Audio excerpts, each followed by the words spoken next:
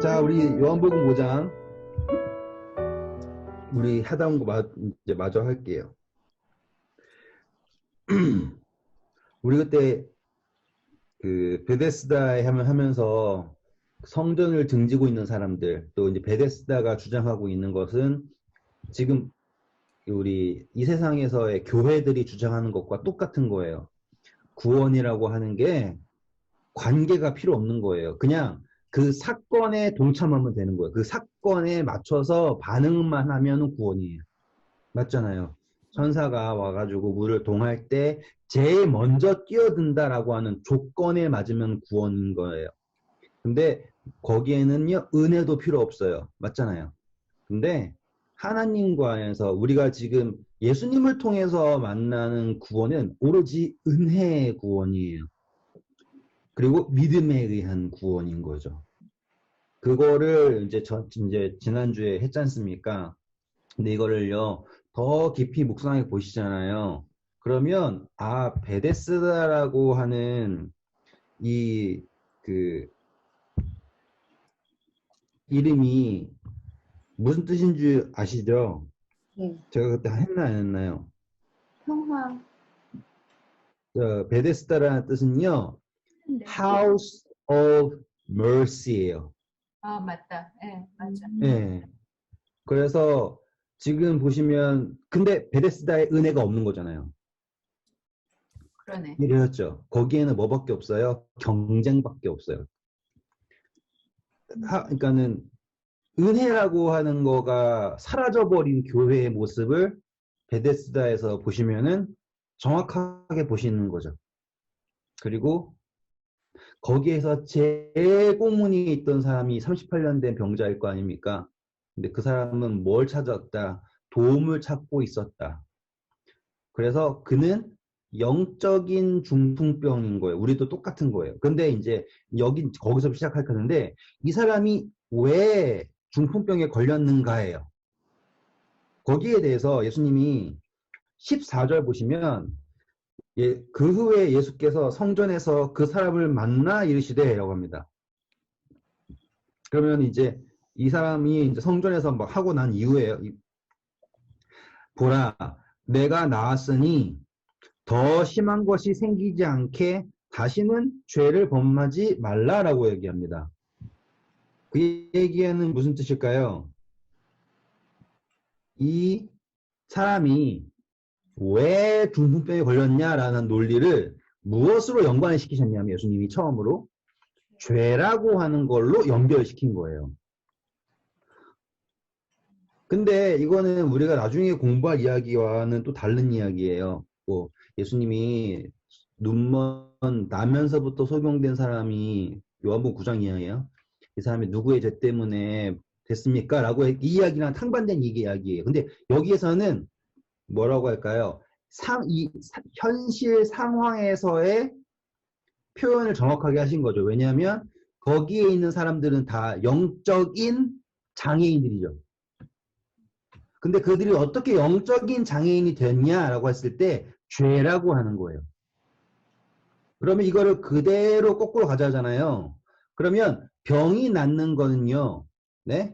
무엇으로 낫는 거냐면 죄를 용서함으로 낫게 되었다라는 논리를 보여주시는 거죠. 맞죠? 더 심한 병이 생기지 않게 죄를 짓지 말라라고 했지 않습니까? 그러면 그대로 그걸 거꾸로 들고 가면 죄를 지으면 병이 생긴다예요. 그러면 반대로 이걸 다시 또 역추적을 하면 죄를 용서함으로 병이 낫게 된다라고 하는 거죠. 여기까지 이해되셨죠? 왜냐하면 예수님이 앞으로 병자들을 만나잖아요. 그러면 뭐부터 하시냐면 내 죄가 사함을 받았다로 하신다고요. 이해되셨죠? 지금 우리는 그 단계로 가는 그 중간에 있는 이야기를 하는 거예요. 자, 이제 보겠습니다. 자, 이제 5장 오셔서요, 다시. 자, 6절부터 좀 5절부터 읽어주세요. 거기 38해 된 병자가 있더라. 예수께서 네, 감사합니다. 자, 옆에다가 신명기 2장 14절 적어주시고요. 그리고 읽어주세요. 가데스 바네아에서 떠나 체렛 시내를 건너가기까지 38년 동안이라는 이때 그 시대의 모든 군인들이 여호와께서 그들에게 맹세하신 대로 진영 중에서 다 멸망하였나요? 네, 지금 38년이 지났다라고 하지 않습니까? 이스라엘 사람들이 광야 생활을 몇 년을 했는가? 40년을 했죠. 그런데 실질적으로 광야에서 방황한 거예요. 다시 말하면 십계명을 받고 성소를 짓는 데까지 2년이 걸렸어요. 그리고 나서 이제 하나님이 광야안으로 들어가라 그랬는데 사람들이 싫다 그랬죠. 그래가지고 38년 동안 헤매게 되는 겁니다. 그런데 이 38년 동안 헤매면서 방금 읽은 대로요. 누가 다 죽어버렸어요?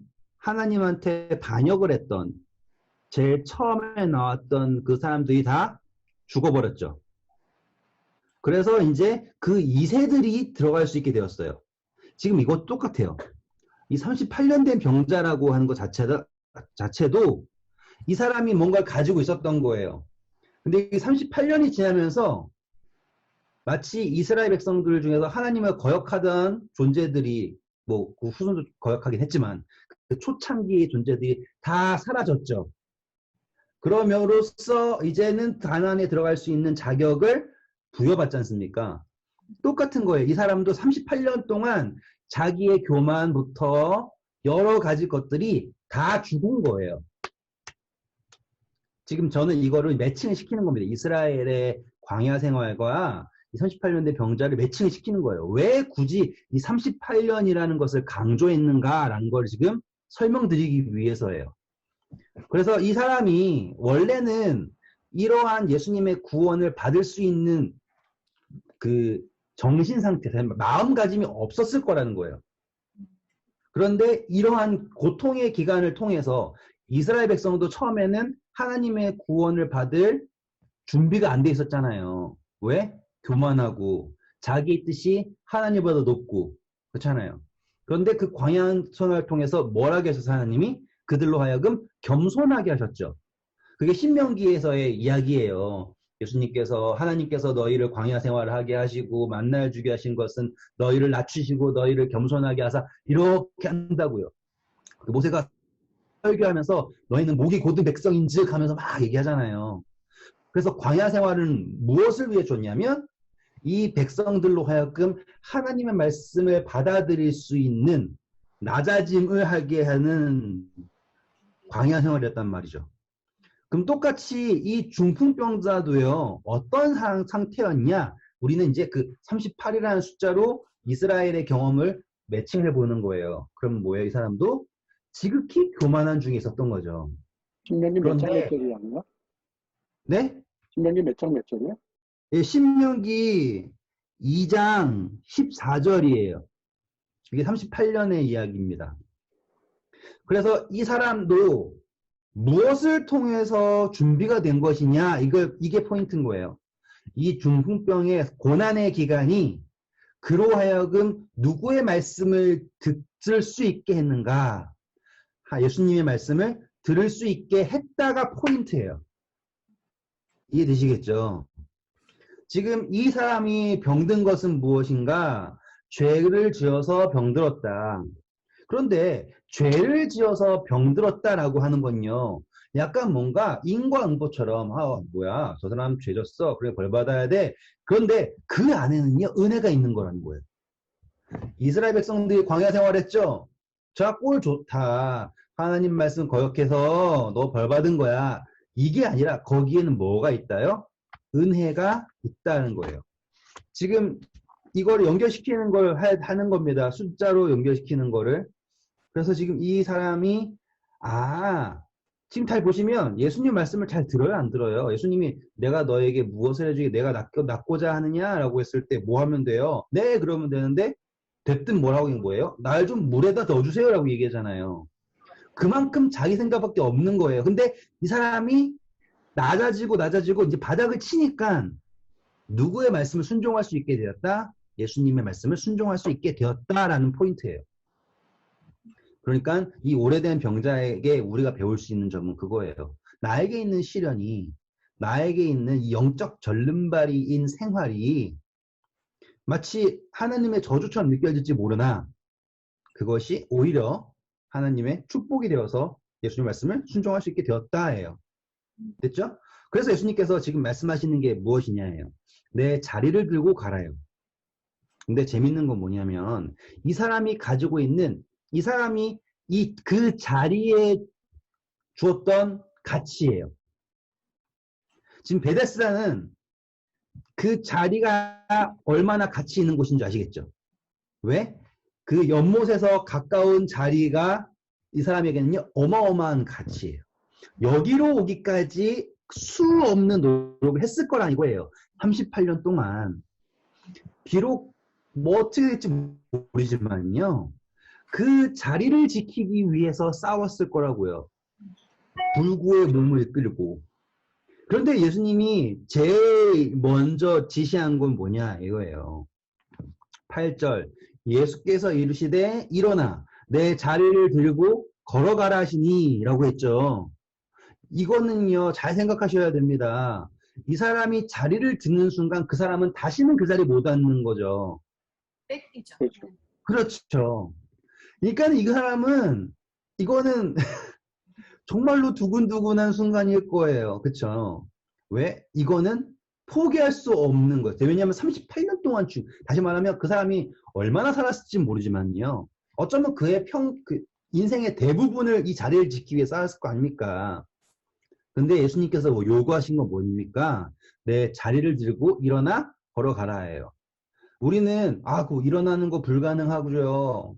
근데 제일 불가능한 게 뭐냐면 자리를 드는 거예요. 아시겠죠? 일어나는 게 불가능하지 않아요. 우리는요, 자리를 포기하기 싫어서 안 일어나요. 이해되셨죠? 근데 예수님은 분명히 말씀하신다고요. 자리를 들고 걸어가요. 그러니까 지금 이 사람이 예수님의 말씀을 들었을 때 일어나는 거예요. 그쵸? 그 사람이 곧 나와서 자리를 들고 걸어갑니다. 그러면 이 사람은요, 처음 생각에는 그 베데스다에 있는 그 커뮤니티에서는요, 이 사람은 바보예요. 그쵸? 왜?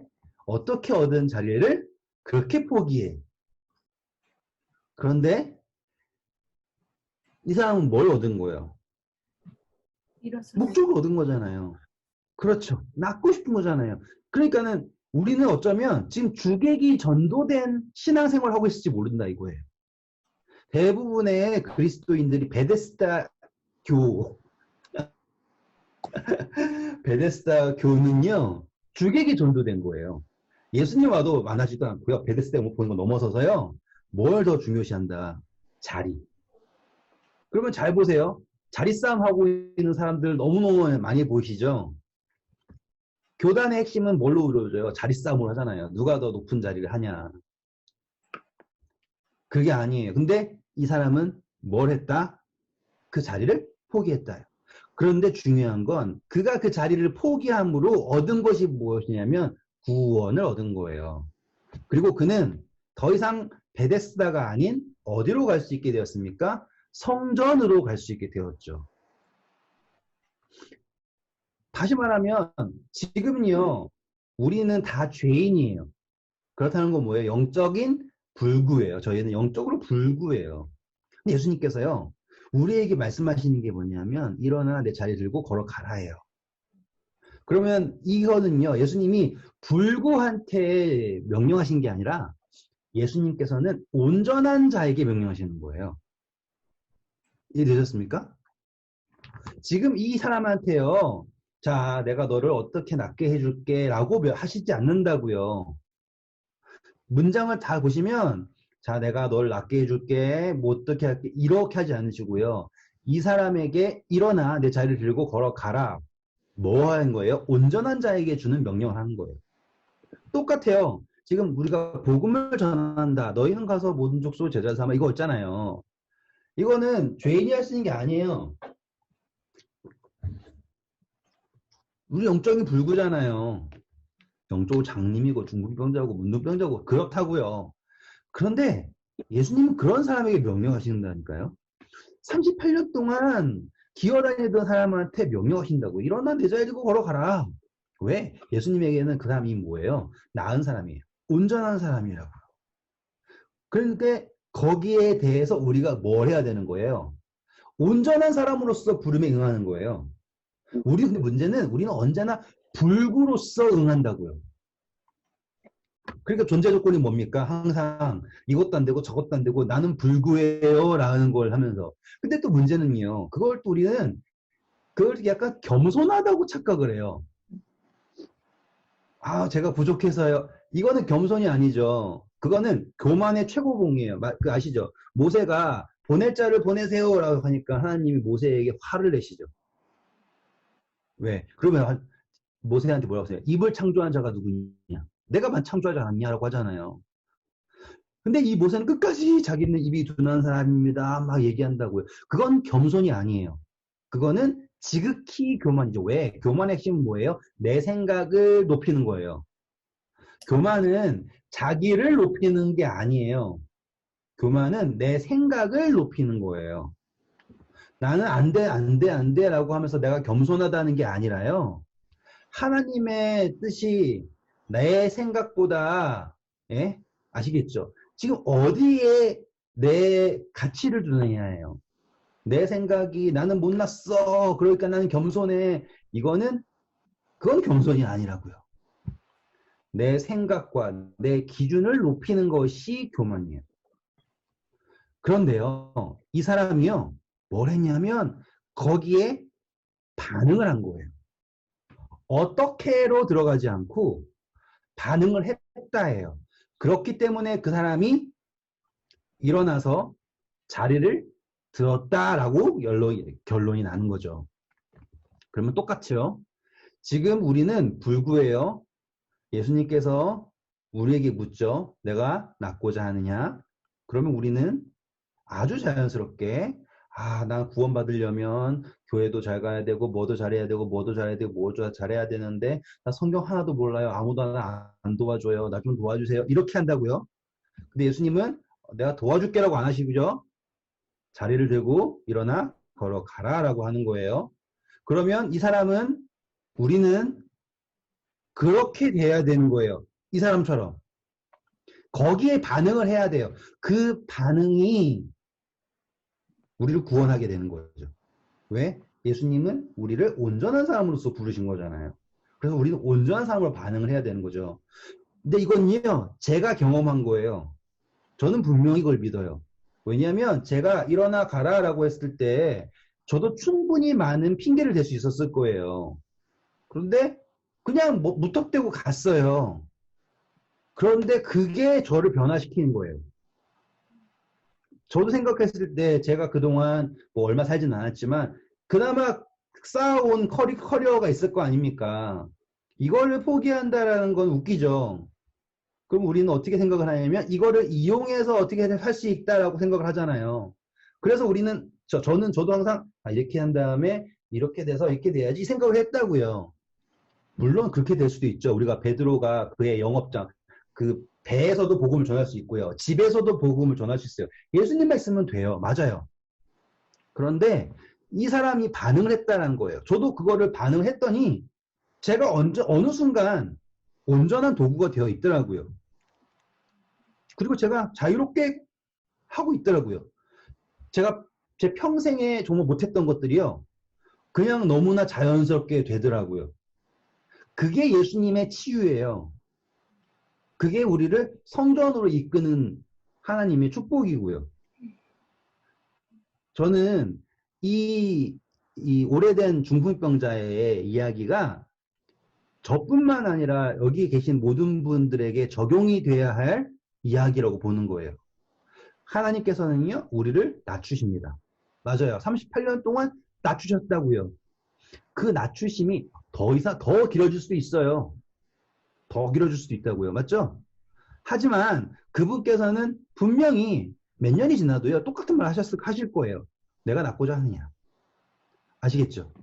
언제나 그 질문은 똑같을 거라고요. 근데 거기에 우리가 어떻게 반응할 것이냐. 그리고 낫고자 하느냐, 구원받고자 하느냐. 그러면 그분의 명령, 자리를 들고 일어나 걸어가라 라고 하는 그 명령에 반응을 할 수 있는 거죠. 하나님의 저주가 아니라 축복인 거예요. 여기까지 보셨죠?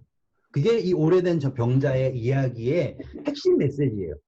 단순히 예수님은 정말 능력이 대단하셔서 중풍병자 낫게 하십니다. 이 정도가 메시지가 아니에요.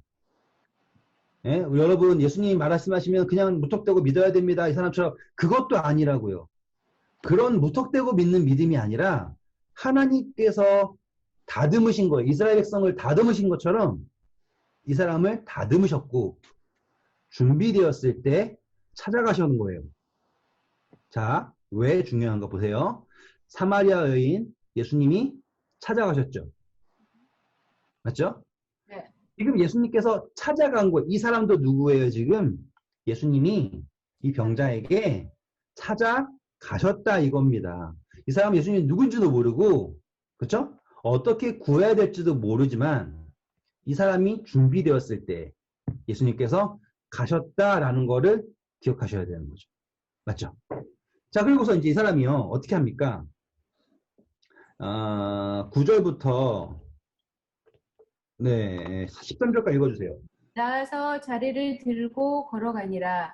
이 날은 안식일이니 유대인들이 병 나은 사람에게 이르되 안식일인데 내가 자리를 들고 가는 것이 옳지 아니하니라. 대답하되 나를 낫게 한 그가 자리를 들고 걸어가라 하더라 하니 그들이 묻되 너에게 자리를 들고 걸어가라 한 사람이 누구냐 하되 고침을 받은 사람은 그가 누구인지 알지 못하니 이는 거기 사람이 많음으로 예수께서 이미 피하셨습니다. 네, 감사합니다. 요거도 되게 재밌어요. 이거는 사람들이 무엇을 보냐예요. 사람들은 지금 병 나은 걸 안 보죠? 뭘 봐요? 자리를 들고 있는 걸 봐요, 지금. 아, 자리를 들고. 네. 맞아. 사람들은 그런 거 봐요. 네. 지금 사람들은 예수님을 만난 사람을 보고도요, 뭘 하기 바쁘냐면, 트집 잡기만 바빠요. 이 사람이 얼마나 힘든 기간을 보냈다도 안 보고요. 이 사람이 얼마나 놀라운 구원을 경험했다도 안 보고요. 뭐야, 쟤? 이렇게 하는 거예요. 뭐야, 교인인데 저랬어? 그러면 저건 다 가짜야. 지금, 제가 이거는 정말 황당했던 그건데, 간증을 하고 딱 나왔는데, 한 장로님이 저한테 봉투를 주시는 거예요. 얘기했어요? 안 했어요. 안 했어요? 봉투를 주시는 거예요. 그리고선 김준식 선교사님께 하고 딱 주시는 거예요. 나에게 지긋한 장로님이. 그래서 저는 감동받았죠. 왜냐하면 그게 하니까 손편지더라고요. 손글씨 편지. 그 큰 종이에 빼곡하게. 그래서 저는 이제 안식일, 금요일 저녁이었으니까 안식일에 이렇게 은혜를 주셔서 감사하다. 이런 생각이 일단 이제 감동이었죠. 그런데 보니까 거기에 뭐냐면 제가 틀린 이유에 대해서 빼곡하게 적으신 거예요. 그러면서 하시는 얘기가 제가 이제 인도에서는 머리 자를 이유가 없으니까 시간도 없고 그냥 머리가 길었단 말이에요. 남자가 머리를 길었다라는 건 성경적 치고 뭐 어쩌고저쩌고 그리고 인도에서는 사람들이 북치니까는 북치는 거는 악마에서 엘렌지 화이트 손글씨로요. 그거를 이만한 종이에다 빼곡하게 해가지고요. 그래서 김주시 선교사는 당장 회개해야 된다. 회개하지 않으면 그래서 막 회개하세요. 당장 회개하세요. 막 이러면서 아무튼 그래서 제가 정말 감동받았다가 그날 얼마나 울었는지 몰라요. 그렇게까지 울었어요? 네, 진짜로 얼마나 서러운지 몰라요. 저는요 정말 진심으로 하나님 만난 기쁨을요. 그때 제가 이제 인도 선교 시작하고 나서 얼마 안 돼서 간 거예요. 그리고 저는 그때 20몇 살이야? 27인가? 밖에 안 됐단 말이에요. 그러니까는 거의 10년 전이네요. 10년 전이네요. 그러니까 나는 진짜로 정말 그때 처음 하나님 만나고 이야, 이 하나님 이렇습니다 하고 갔는데 저보고 회개하라고 사단 적어놓고 막 하시니까, 제가 그때 얼마나 힘들었는지 몰라요, 진짜로. 그리고 그 다음날 안식일날 이제 설교하러 가는데, 이게요, 막 진짜 막 감당이 안 되는 거예요. 그분은 딱 이렇게 앉아가지고는요, 또 저를 감시하시는데, 그러니까 그거예요, 지금. 뭐 제가 잘못됐을 수 있겠죠. 근데 중요한 거 그거예요. 지금 사람들은요, 구원도 안 보고요, 이 사람이 얼마나 아무것도 안 봐요. 뭐만 봐요? 자리를 들고 있네? 그것만 본다고요. 그리고 이 사람이 만났죠. 그랬더니 뭐라고 그럽니까? 내가 나를 병 낫게 한 사람이 들고 가라 그랬다라고 얘기한다고요. 그러면 뭐에 반응한 거예요? 병을 낫게 했구나를 반응을 해야 되잖아요. 근데 그거는 반응하지 않는다니까요. 뭐만 반응해요? 너 자리를 들고 가라 그래. 네가 뭔데? 그러니까 얼마나 서글퍼요? 저는 그렇게 생각을 해요. 뭐 채식도 좋고 뭐도 좋고 안식일도 좋고 다 좋아요. 근데 우리는 그런 거 같잖아요. 그거 잘 지키는 사람들은 많은데 예수님 만나는 사람은 드물지 않아요? 맞아요. 채식하는 사람은 수두룩해요. 근데 뭐 잘하는 사람 수두룩하다고요. 예수님 만나는 사람은 어디 있냐고요. 맞아. 상황이 우리들의 현실 같아. 그렇죠. 맞아요. 우리들의 현실이에요. 맞아요. 너무너무 그래요. 그렇게 또 설명을 들으면 진짜 그런 것 같아요. 네. 그래요. 예수님 만난 사람이 너무 귀해요. 예수님 만난 사람을 두고도 막 쫓아내잖아요. 근데 그래서 제가 지금 이거를 우리가 전 시간 거랑은 다르게 좀 더 깊이 들어갔잖아요. 근데 또 다르죠. 그 전에 있었던 이야기랑 또 다르고. 근데 제일 중요한 거는 그거예요. 이 사람이요, 예수님을 속여요, 결국엔. 이 사람 예수님이다. 이 사람 날 낫게 했다. 그랬더니만 예수님은 어떻게 합니까? 사람들이 핍박을 해요, 이제. 이제는 예수님 만난 사람을 핍박하는 걸 떠나서요, 이제는 예수님을 핍박을 하는 거예요. 자, 그러면 이제 무엇이 낫나 이거예요. 지금 우리에게 남는 건 뭐예요? 예수님만, 율법을 지키는 사람은 많은, 예수님 만난 사람 없어요. 예수님 만난 사람, 정말 그 귀한 사람 나타나면 뭐예요? 핍박을 하죠. 그래서 이 사람이 예수님을 소개시켜줘요. 그래도 뭐예요? 예수님이 아니래요. 그러면 결국에 남는 건 누구냐 이거예요. 우리는 누구로부터 구원을 받을 수 있냐 이거죠. 예수님은 이제 거기에 대해서 대답을 하실 거예요. 자, 15절부터 읽어주세요. 18절까지. 그 사람이 유대인들에게 가서 자기를 고치는 예수라 하니라. 그러므로 안식일에 이러한 일을 행하신다 하여 유대인들이 예수를 박해하게 된지라. 예수께서 그들에게 이르시되 내 아버지께서 이제까지 일하시니 나도 일한다 하시매 유대인들이 이로 말미암아 더욱 예수를 죽이고자 하니 이는 안식일을 범할 뿐 아니라 하나님을 자기 친아버지라 하여 자기를 하나님과 동등으로 삼으심이라. 네, 감사합니다. 여기가 이제 클라이막스예요. 예수님을 핍박을 합니다. 자, 첫 번째로요. 예수님은 자리를 안 드셨어. 예수님은 자리 안 들었잖아요. 예수님은 그냥 얘기한 거고요. 그 사람이 들었어요. 근데 그 사람이 핍박받는 건가요? 실질적으로 누가 핍박을 받는 거예요? 예수님이 핍박을 받는 거예요. 지금 자리를 들은 사람이 핍박받았다는 얘기 안 나오죠? 누구를 핍박받는다예요? 예수님이 핍박을 받는다예요. 그러면 지금 사람들이 막 우리 누군가를 막 쪼잖아요. 그러면 자기도 생각하기를 그 사람을 쫀다 생각하지만 실질적으로는 누구를 핍박하는 거예요? 예수님을 핍박을 하는 거예요. 그리고 그 예수님을 핍박할 때 이 사람들이 이제 가장 이제 예수님, 그 성경에서 예수님 핍박받는 두 가지 이유. 첫 번째, 안식일을 범한다. 두 번째, 하나님의 아들이라고 부른다. 지금 모든 게 핍박을 받을 만한 이유가 전혀 없는 거잖아요. 근데 이게 뭐예요? 사단의 정신인 거예요. 그렇죠? 사단은 뭐가 싫어요? 예수님이 창조주인 게 싫어요. 그게 안식일이잖아요. 안식일을 기억함으로 사단이 잃는 것은 무엇이냐면 예수님이 창조주라는 것을 인정하게 되는 거예요. 왜? 인자는 안식일의 주인이다라고 하셨잖아요, 예수님. 두 번째로 예수님이 하나님의 아들인 것을 인정하기가 싫은 거잖아요. 맞죠? 그래서 이 두 가지를 가지고 정말 분노하는 게 사단의 정신이 들어간 이 당시의 유대인들, 그리고 지금의 그리스도인들이에요. 그러면 이 지금의 우리도요, 어떻게 반응을 하는가라고 했을 때요, 예수님의 이름으로 나오는 예수님의 명령을요, 무시하는 거예요.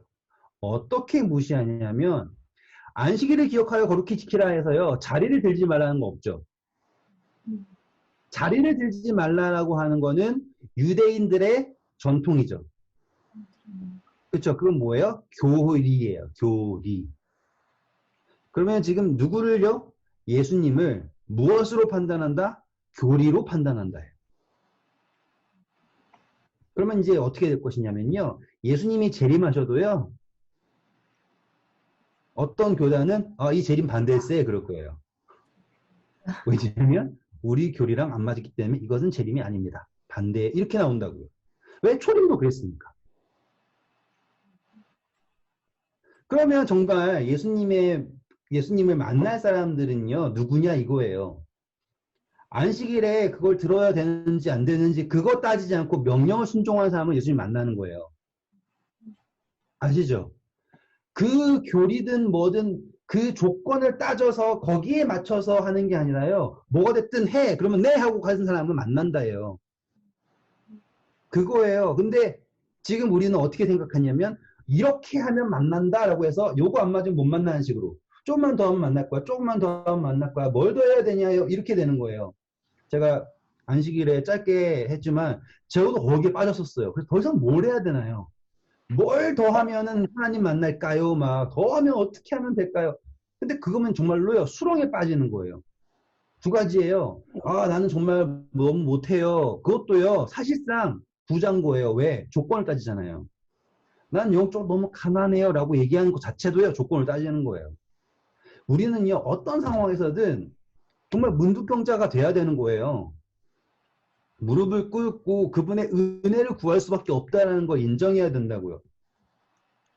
그런데 그 부자처럼요. 예수님 앞에 무릎은 꿇었지만 마음은 안 꿇었어요. 아시죠? 모양만 한 거예요. 모양만 겸손한 척 한 거예요. 그 속에는요. 나는 어려서부터 모든 걸 다 했어 라고 하는 자만만 쌓여 있는 거예요. 예수님이요.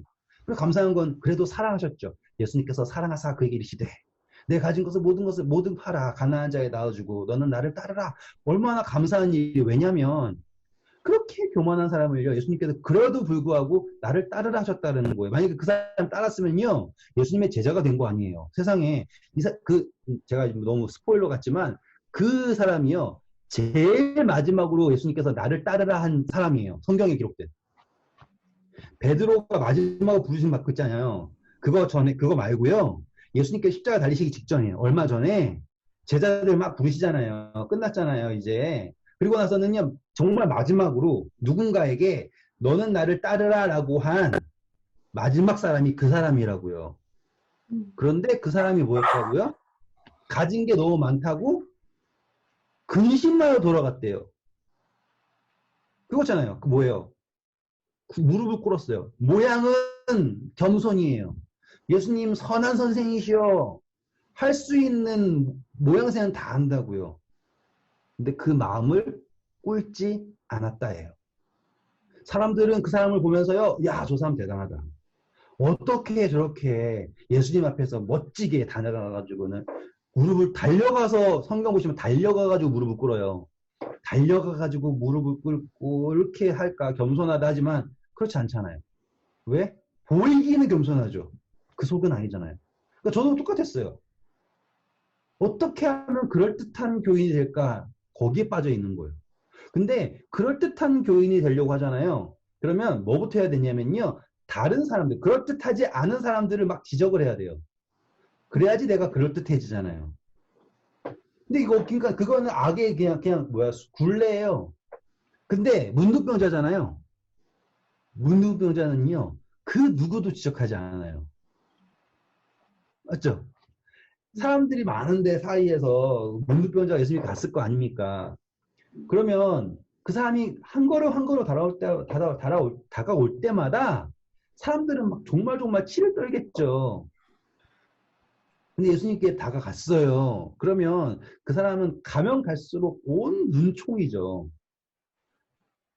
저는 그렇게 생각해요. 그게 이 사람의 용기이자, 그런데 이 사람이 어떻게 예수님께 갔냐예요. 잘 보세요.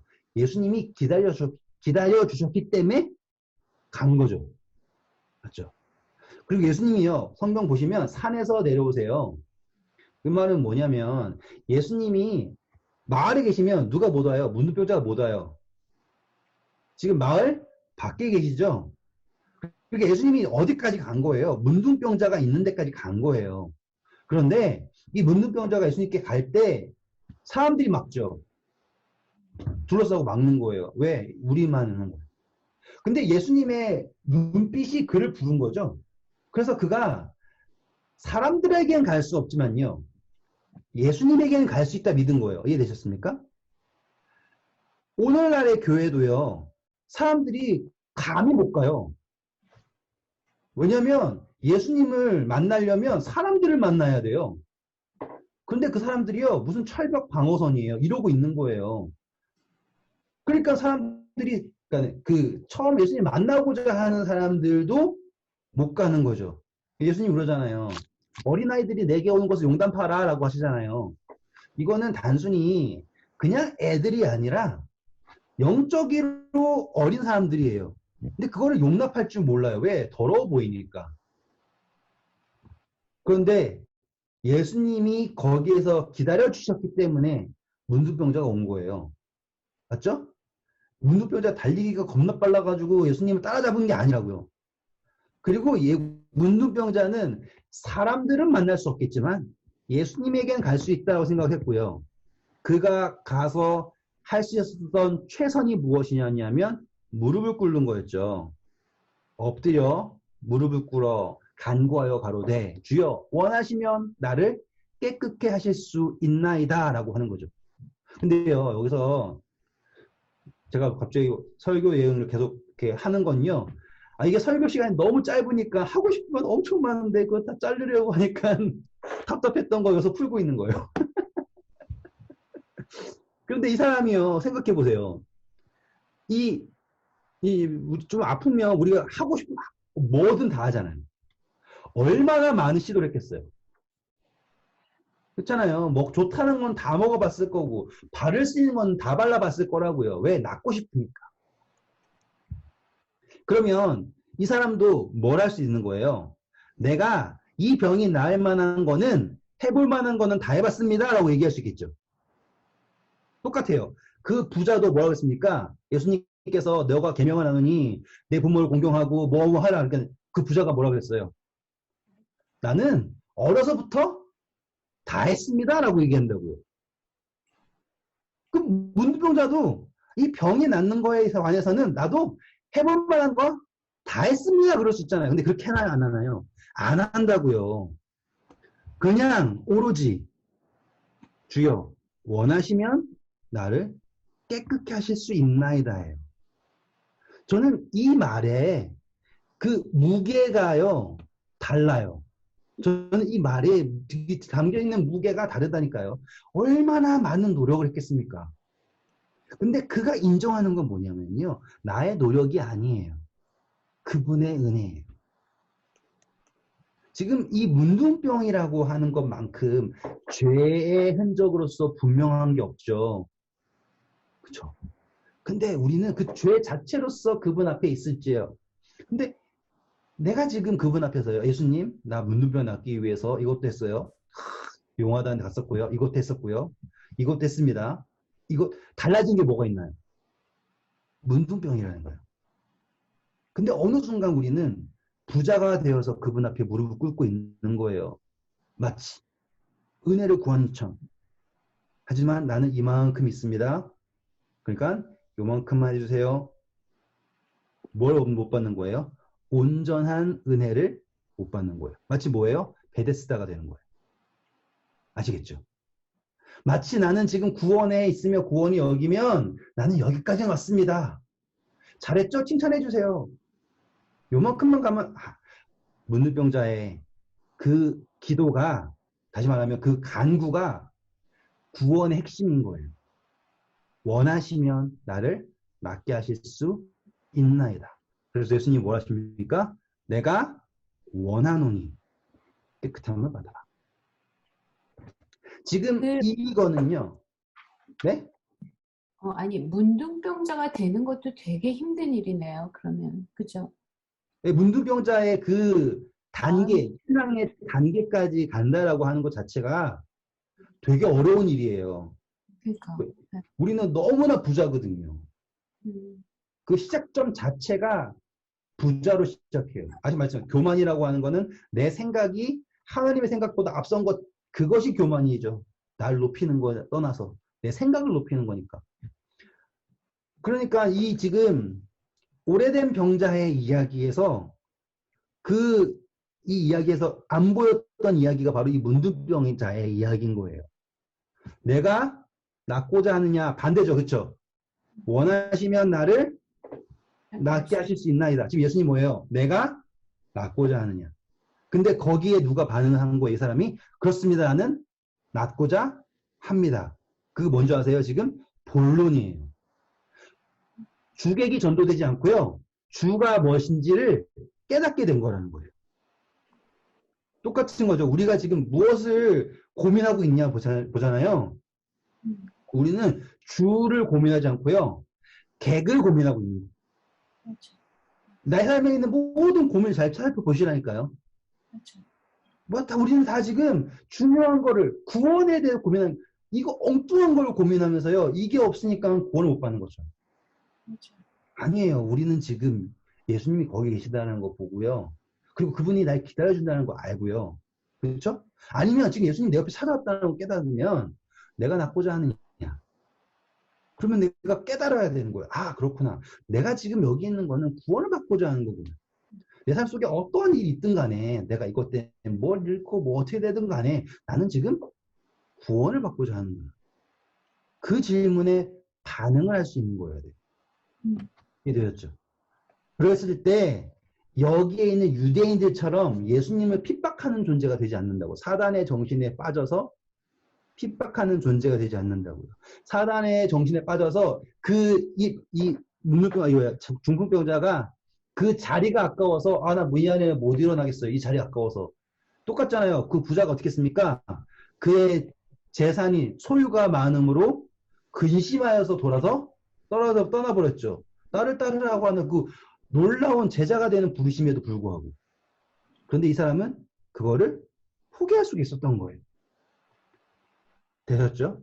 그런데 이제 우리 볼 시간이 다 됐는데 예수님께서요 이제 이 일이 있고 나서요 지금 사람들이 막 핍박을 하잖아요. 그리고 나서는 그 핍박에 대해서 예수님이 반응을 하십니다. 잘 보세요. 우리가 항상 기억하셔야 될 게 요한복음은 한 이야기가 있고요. 거기에 해석이 나와요. 혹은 가르침이 나와요. 그래서 아까 사마리아 니고데모 나오고 가르침 나오고 사마리아 여인 나오고 가르침 나오고 지금 오래된 병자 이야기 나오고 가르침이 나올 거라고요. 그렇죠? 그러면 이제 19절부터는 무슨 이야기가 나올까요? 예수님의 가르침이 나오는 거예요. 아들됨이라고 하는 것에 대해서. 자, 18절 제가 읽을게요. 유대인들이 이로 말미암아 더욱 예수를 죽이 좋아하니 이는 안식일을 범한 뿐만 아니라 하나님을 자기 친아버지라 하여 하나님을 자기와 뭘 삼는다고 얘기합니까? 동등됨. 자, 여기에서의 성경적 그 지식은 무엇이냐? 아들은 아버지와 동등이다라는 거예요. 우리가 생각했을 때는 아버지가 높고 아들이 낮다 생각하잖아요. 성경적 관점에서는 아버지와 아들은 동등이에요. 성경에 나와 있잖아요. 왜냐하면 아버지의 모든 것이 누구에게로 가는 거예요? 아들에게로 가잖아요. 그래서 아버지와 아들은 동등으로 봐요. 그런데 지금 더 놀라운 건 뭐예요? 우리가 나중에 우리가 예수 그리스도 안에서 누구의 아들 되는 권세를 얻었어요? 하나님의 아들 되는 권세를 얻죠. 지금 우리는 결론을 얘기한 거지만 지금 그 과정에서 아들됨이라는 게 무엇인가를 예수님께서 설명하실 거예요. 이제. 이거 되게 재밌고요. 되게 중요해요. 우리가 그동안 했던 영혼이 뭐다, 시간이 어떻다, 뭐 계획이 어떻다 이거 했잖아요. 그거를 다 아울러서 생각을 해야지 이해할 수 있는 부분이 바로 이 아들에 관한 거예요. 잠깐만 개관하고 끝낼게요. 자, 19절 읽어보세요. 그러므로 예수께서 그들에게 이르시되 내가 진실로 진실로 너희에게 이르노니 아들이 아버지께서 하시는 일을 보지 않고는 아무것도 스스로 할 수 없나니 아버지께서 행하시는 그것을 아들도 그와 같이 행하느니라. 네, 감사합니다. 자, 이제 하나 팁을 드리면 예수님이 진실로 진실로 두 번 하잖아요. 중요한 걸 했잖아. 네, 중요한 건데 대부분 구원이나 하나님의 관계에 관해 설명할 때 예수님이 진실로 진실로 많이 쓰세요. 이건 그냥 팁이에요. 근데 제가 말씀드렸잖아요. 그 전 시간에 영원의 관점에서 예수님은 아버지께서 영원에서 하신 것을 보시고 여기서 하신다 했죠. 네. 그렇죠. 우리 그때 기억나시죠? 네. 아버지께서 하시는 것을 보지 않고서는 아무것도 스스로 할 수 없다라고 하는 거는 예수님이 무슨 퍼펫 인형처럼 해가지고 이게 아니에요. 지금 예수님과 하나님은 똑같이 행동하신다라는 것을 강조하시는 거라고요. 스스로 할 수 있다라고 하는 게 혼자 독단적으로 할 수 있는 능력이 없다라는 게 아니라 아버지께서 행하시는 것을 아들이 한다라고 하는 거. 다시 말하면 아버지께서 누구를 통해 일하신다? 아들을 통해서 일하신다라는 걸 설명하는 거예요. 그래서 아버지께서 행하시는 그것을 아들도 그와 같이 행하느니라 라고 얘기를 하는 거예요. 그런데 이것이 어떻게 가능하냐라고 하는 걸 설명하는 게 20절입니다. 아버지께서 아들을 사랑하사 라고 나오죠. 자, 이것이 어떻게 이루어지는가? 바로 사랑이라고 하는 개념으로 이루어집니다. 자, 이제 새로운 게 나온 거예요. 뭐가 나온 겁니까? 사랑이라고 하는 개념으로 하나님과 아들이 어떻게 하나 되었는가라고 하는 거죠. 우리가 자, 하나님께서 세상을 이처럼 사랑하사라고 했던 거. 그리고 똑같이 하나님이 아들을 사랑하사 만물을 그에게 주셨으니 기억나시죠? 네. 지금 그 장면에서 하나님 아버지께서 아들을 사랑하사 독생자를 그러니까 만물을 그에게 주셨다라는 거 똑같이 이제 뭐예요? 자기가 행하시는 것을 다 아들에게 보이시고라고 얘기하죠. 만물을 주신 것처럼 이제 뭐도 주시는 거예요? 그분의 행사를 모든 것을 아들에게 주신다. 보이신다. 그리고 또 그보다 더 큰 일을 보이사 너희로 놀랍게 여기게 하시리라 라고 얘기하죠. 지금 이거랑 한번 비교만 하고 끝낼게요. 이제 3분 남았습니다. 자, 쭉 넘어가셔서요. 요한복음 14장 보세요.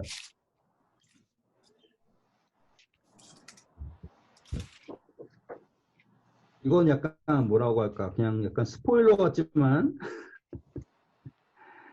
네. 자, 우리 14절 한번 읽어주세요. 내 이름으로 무엇이든지 내게 구하면 내가 행하리라. 자, 보시면 지금 예수님이 내 이름으로 무엇이든지 구하면 누가 한다라고 합니까? 내가. 예수님이. 예수님께서 행하신대요. 그런데 이것이 어떻게 행해지냐면요. 16장 오셔서요. 23절, 24절 읽어주세요. 그날에는 너희가 아무것도 내게 묻지 아니하리라. 내가 진실로 진실로 너희에게 이르노니 너희가 무엇이든지 아버지께 구하는 것을 내 이름으로 주시리라. 지금까지는 너희가 내 이름으로 아무것도 구하지 아니하였으나 구하라. 그리하면 받으리라. 너희 기쁨이 충만하리라. 자, 지금 무엇으로 구한다고 얘기합니까? 내 이름으로. 네. 예수님이 뭘 주셨다? 이름을 주셨다. 내 이름. 예. 다시 이제 어떻게 되냐. 요한복음 14장 12절이에요. 제가 읽을게요, 이제. 14장 12절. 내가 진실로 진실로 너희에게 이르노니 나를 믿는 자는 나의 하는 일을 저도 할 것이요. 아까 5장이랑 비교하시면서 들으세요. 나의 하는 일을 저도 할 것이요. 또 이보다 큰 것도 하리니 라고 나오죠. 자, 아까 5장이랑 똑같습니까? 네. 네. 지금 아들 되었을 때 사랑하사라고 주셨다라고 하죠. 보여셨다. 그리고 이보다 더 큰 일을 할 것이다 라고 하죠. 네. 지금 똑같이 그거를 누구를 통해서 이루실 것이냐면 바로 우리를 통해서 이루실 거라는 거예요. 이보다 더 큰 일을 행하여 너희로 놀랍게 하리라고 하지 않았습니까? 우리가 5장에. 네. 그게 바로 하나님께서 아버지가 아들을 사랑하사 그의 하시는 모든 일을 아들에게 보인 것처럼 예수님이 그분의 하시는 모든 일을 누구에게 보이는 거예요? 우리에게 보이실 거다. 그게 더 큰 일의 설명이에요. 우리는 이제 그거를 갈 거예요. 그래도 이게 더 큰 일이 뭐지? 그리고 궁금했었어요. 나는 예수님이 할 일인 줄 알았어. 더 큰 아니, 일이라고 하는 거는 우리예요. 그러니까 더 큰 일이 뭐가 있어? 그리고 이게 말이 좀 이상했었는데. 그러니까 난 구원인 줄 알았어.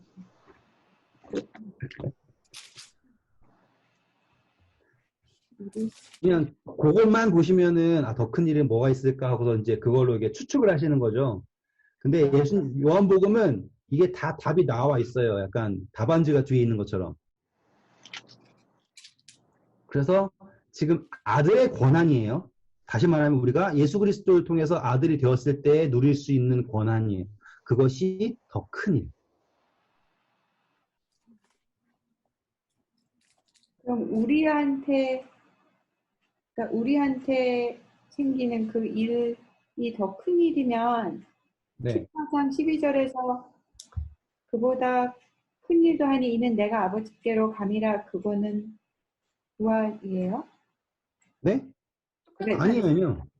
이보다 더 큰 것도 하리라는 건 뭐냐면요. 지금 예수님의 그 하나님의 그것이요. 우리를 통해 다른 사람도 전해지는 거예요.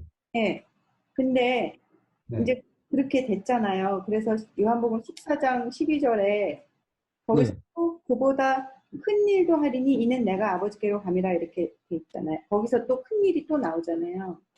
네, 그러니까 그게 우리가 그거를 아버지 뜻을 아는 것도 큰 일이죠. 네. 근데 우리가 또 그걸 또 전할 수 있는 것도 큰 일이에요. 우리가 또 네, 근데 우리가 그거를 할 수 있게 된 것이 뭐냐면 예수님께서 승천하시면서 지상명령 하잖아요.